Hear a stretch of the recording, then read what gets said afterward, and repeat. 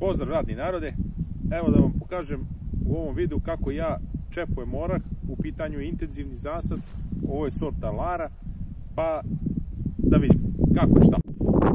Pa ovako, kaže se da se obično na nekih 20 do 30 cm od zemlje orezuje, što bi bilo negdje otprilike odavde do ovde, što lično smatram da je sasvim u redu. Jedna od bitnih stvari je da možda ne moramo da poštujemo u milimetar to. Ja više iskreno gledam gdje meni odgovara, pošto obično vidite ovu krivinu.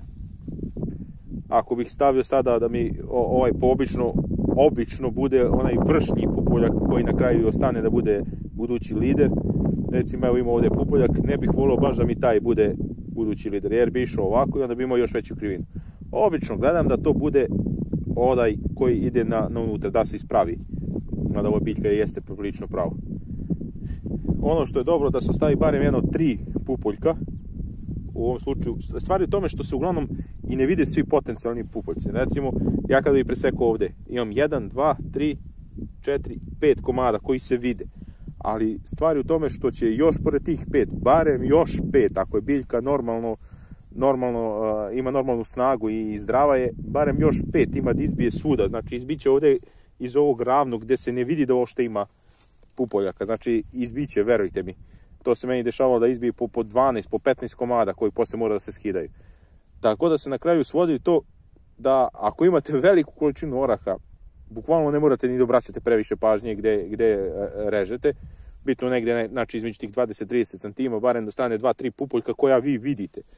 Ali ako već možete i ako imate znači vremena i volje da to radite, gledajte da to bude kako će vama u budućnosti odgovarati. Kao što sam ja rekao, meni bi otprilike odgovarao ovaj ovdje pupoljak kad bio, to je na nekih baš to 27-8 cm, malo ispod 30 visine i tu ću da režem. Kako režem? Znači evo vidite ovaj pupoljak, jedno santim iznad njega pod uglom.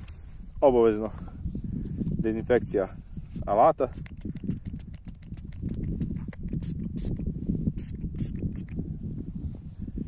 Znači i pod blagim uglom.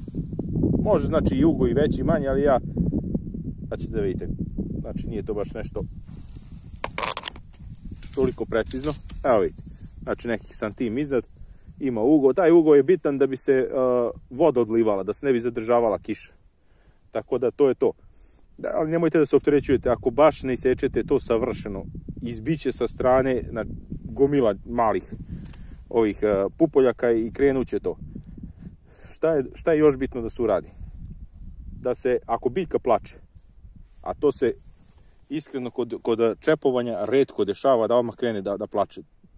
Najčešće se dešava da plaču biljke koje su po drugi put čepovane, jer one krenu mnogo ranije. Ove biljke koje, pogotovo kod Lare, koja je malo kasnija sorta, kada se čepuje, obično nema plakanja. Ali ako ima slučajno plakanja, pustite da se isplače pre nego što stavljate vosak.